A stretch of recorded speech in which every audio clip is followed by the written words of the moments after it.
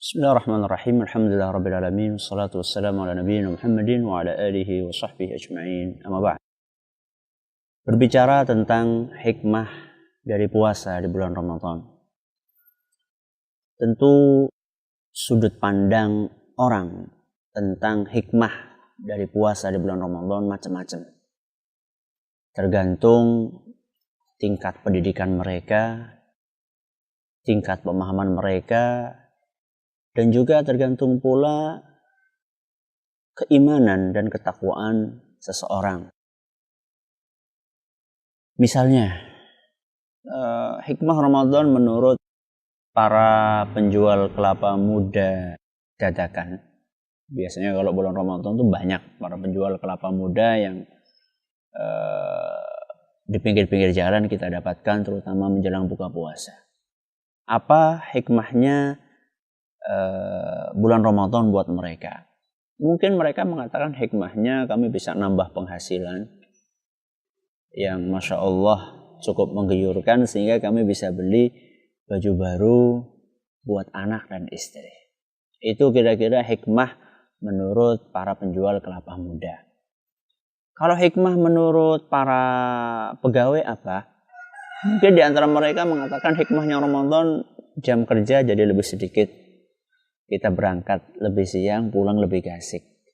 Itu kira-kira mungkin menurut sebagian para pegawai hikmahnya dari puasa di bulan Ramadan adalah seperti itu. Kalau anak-anak sekolah mungkin juga tidak jauh beda dengan para pegawai, ya, yang mereka juga sama, berangkatnya agak siang, pulangnya agak gasik. Terus kalau penjahat itu mungkin dia juga menganggap ada hikmahnya juga puasa di bulan Ramadan. Hikmahnya mungkin menurut dia jam kerja dia itu bisa dipindah ke malam hari. Karena siang harinya mungkin dia lemes karena dia berpuasa, itu pun kalau dia berpuasa. Hikmah-hikmah yang tadi disebutkan di atas tentunya adalah hikmah yang dalam tanda kutip, ya, hikmah dalam tanda kutip yang bersifat duniawi. Hanya kepentingan duniawi yang dipikirkan oleh orang-orang tersebut. Adapun orang-orang yang beriman, tentu dia tidak berpikiran sesempit itu. Dia tidak hanya menjadikan kepentingan duniawi sebagai hikmah dari sebuah amalan. Tapi orang-orang yang beriman, dia akan menjadikan Al-Quran dan Sunnah Nabi SAW sebagai hikmah dari amalan yang dia lakukan. Yang itu bersumber dari firman Allah Subhanahu wa Ta'ala yang sering kita dengar dan sering diulang-ulang oleh para khatib, apalagi di bulan Ramadan. Ya ayyuhalladzina amanu kutiba alaikumus siyamu kama kutiba alal ladzina min qablikum la'allakum tattaqun. Wahai orang-orang yang beriman, telah diwajibkan atas kalian berpuasa sebagaimana orang-orang sebelum kalian la'allakum tattaqun, agar kalian bertakwa. Jadi hikmah puasa menurut orang-orang yang beriman adalah untuk menggapai ketakwaan. Nah, sekarang ketakwaan itu kan sifatnya sangat luas. Kata para ulama, takwa itu adalah menjalankan perintah Allah dan menjauhi larangannya. Termasuk di antara larangan yang sangat jelas adalah korupsi. Aneh memang di zaman kita ini, banyak sekali korupsi dilakukan bukan hanya oleh orang-orang yang jauh dari agama. Bahkan di zaman kita ini, korupsi ini telah mewabah ke dalam diri orang-orang yang dekat dengan agama. Bahkan diustadkan oleh masyarakatnya. Tentu ini sesuatu yang sangat memprihatinkan.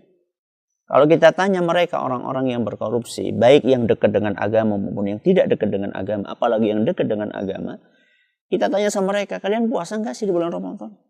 Tentu mereka akan mengatakan, iya kami berpuasa. Bahkan mungkin mereka marah ketika ditanya, kalian puasa atau enggak? Jelas kami puasa, emang saya bukan muslim.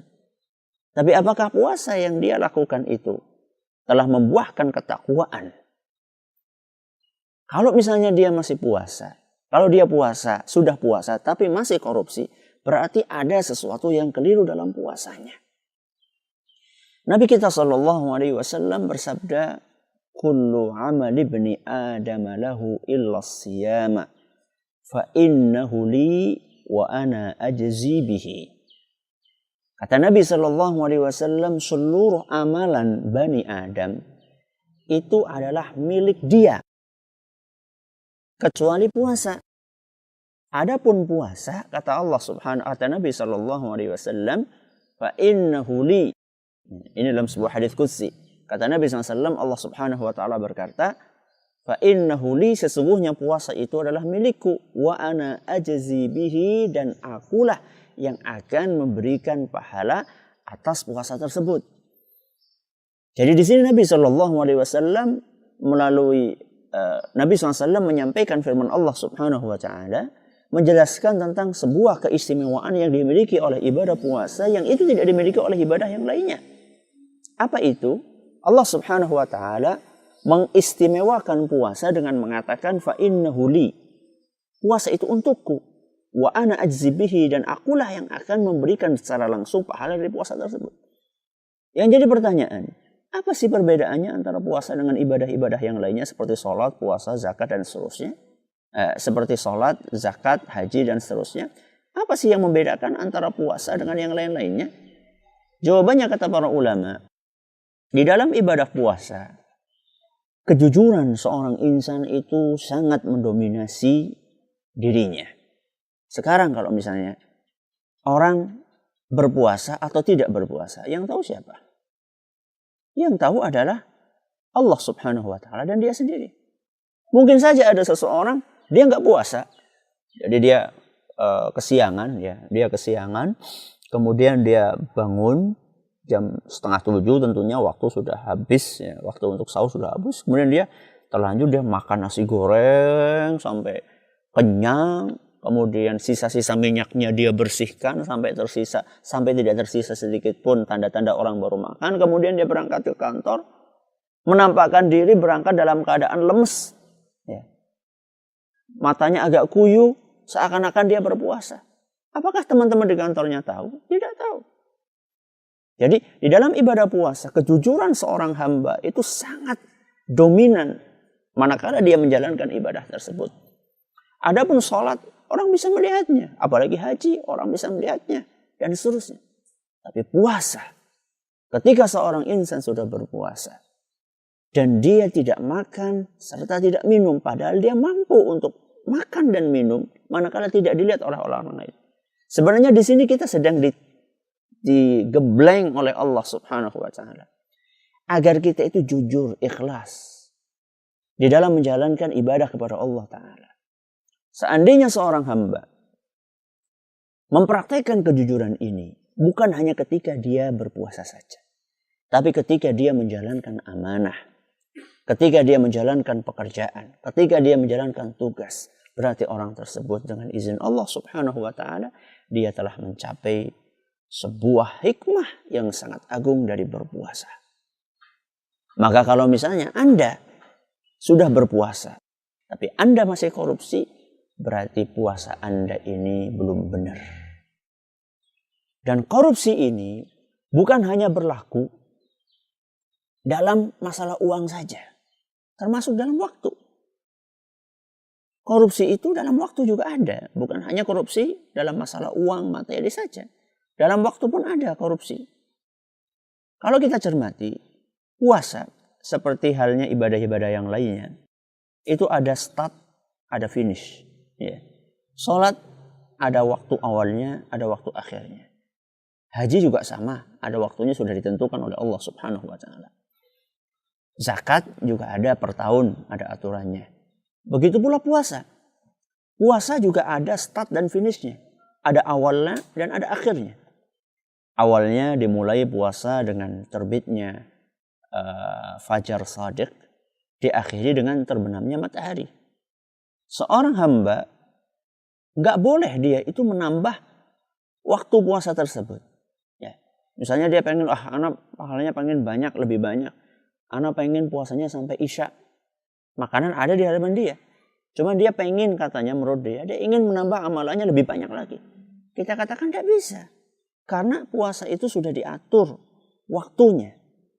Jadi di sini seorang insan, dia berusaha untuk tepat waktu dalam puasanya. Awalnya dia tepat, bukanya juga tepat. Sebenarnya ini adalah merupakan sarana untuk mendidik kita agar kita bisa tepat waktu. Di dalam pekerjaan kita pun juga tepat waktu. Ketika kita sudah terbiasa untuk tepat waktu di dalam berpuasa kita terbiasa untuk awal waktunya kita tidak mundur. Kita juga akhir waktunya juga tidak mundur. Ya. Kemudian juga di dalam buka puasa kita seperti itu pula. Ketika sahur juga seperti itu. Seharusnya ketika kita bekerja pun seperti itu. Sekarang kenyataannya tidak kan. Banyak orang-orang yang berpuasa amat disayangkan ketika mereka Masya Allah berpuasa tepat waktu. Ketika masuk kerja nggak tepat waktu.